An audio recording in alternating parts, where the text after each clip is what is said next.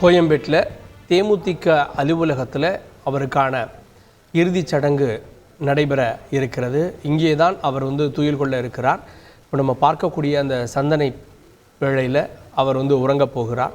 அதில் கேப்டன் அப்படின்னு ஒரு புறமும், புரட்சி கலைஞர் கேப்டன் விஜயகாந்த் அப்படின்னு அவருடைய ஜனனம் மரணம் இரண்டும் குறிக்கப்பட்டிருக்கிறது.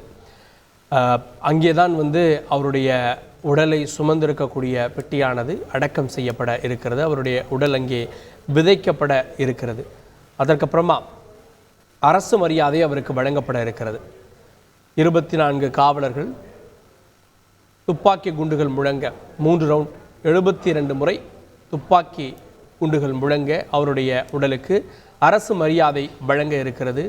அரசு மரியாதையை ஏற்ற பிறகு அவருடைய இறுதிச் சடங்கு நிகழ்வுகள் தொடங்கும். இன்னும் சற்று நேரத்தில் அவருடைய உடல் இங்கே வந்துவிடும்.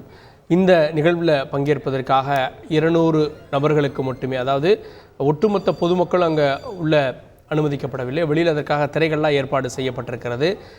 அந்த உள்ளே இருக்கக்கூடிய 200 பிரமுகர்கள், குடும்ப நண்பர்கள், அவருக்கு விஜயகாந்த் அவர்களுக்கு நெருக்கமான நண்பர்கள் அப்படின்னு சிலருக்கு மட்டுமே அனுமதி வழங்கப்பட்டிருக்கிறது. அவங்கள தான் நம்ம காட்சிகளில் பார்த்தோம்.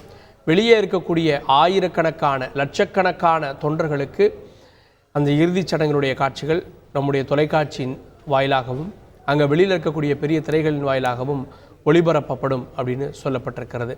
இப்போது இன்னும் அவருடைய வாகனம் கீழ்ப்பாக்கத்தையெல்லாம் கடந்து அந்த அரும்பாக்கத்தை நோக்கி, அந்த பாலத்தை நோக்கி சென்று கொண்டிருக்கிறது அப்படின்னு காட்சிகளில் தெரிகிறது.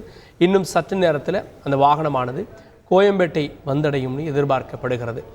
இறுதிச் சடங்குக்காக அங்கே அரசியல் பிரபலங்கள் உள்ளிட்டவர்கள் விஜயகாந்தனுடைய இறுதி நிகழ்வில் கலந்து கொள்வதற்காக அமர்ந்திருக்கிறார்கள்.